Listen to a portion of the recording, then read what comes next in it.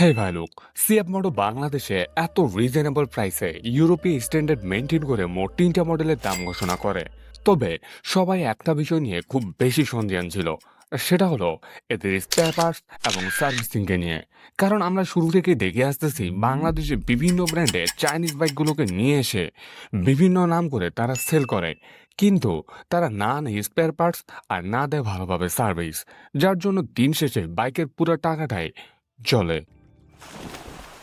তবে CF motor importer এবং তাদের সিনিয়র টেকনিশিয়ান বাইক বিডির টিমের মাধ্যমে ঘোষণা করেছে যে তারা সার্ভিসিং এবং স্পেয়ার পার্টস নিয়ে খুব বেশি সচেতন, যার প্রেক্ষিতে তারা স্পেসিফিক সার্ভিস সেন্টার এবং একটা বাইকের 90% স্পেয়ার পার্টস ছাড়া তারা কাউকে ডিলারশিপ দিচ্ছে না। পাশাপাশি এমন কোনো ডিলারকে তারা বাইক দিবে না যারা মিক্স বাইক সেল করে, অর্থাৎ এক ছাদের নিচে বিভিন্ন ব্র্যান্ডের বাইক, যেমন উদাহরণস্বরূপ ইউজড বাইকের শোরুমগুলোর মতো। তাদের এই উদ্যোগটা যে কতটা গুরুত্বপূর্ণ এটা যারা বুঝার তারা বুঝেই গেছে। কারণ একটা বাইক যত দামি ব্র্যান্ডেরই হোক না কেন, সময় মতো সার্ভিস এবং স্পেয়ার পার্টস না পেলে ওই বাইক অচল হইতে 2 বছরও সময় লাগে না।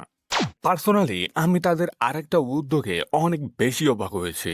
কারণ তারা বলেছে সিএফ মোটো বাংলাদেশে নতুন হওয়ায় এখন পর্যন্ত বাংলাদেশের সকল জেলায় তাদের শোরুম নেই, যার জন্য যেসব জেলায় শোরুম নেই ওইসব জায়গায় যদি কোনো বাইক নষ্ট হয় তাহলে তাদের টেকনিশিয়ান ভিডিও কলে বাইকের সমস্যাগুলোকে ভালোভাবে যাচাই করে ওই মোতাবেক প্রস্তুতি নিয়ে 24 ঘন্টার মধ্যে হাজির হবে ওই বাইকের কাছে, এবং কোনো পার্টস পাওয়া না গেলে সেটা তারা 17 দিনের মধ্যে ইম্পোর্ট করাবে।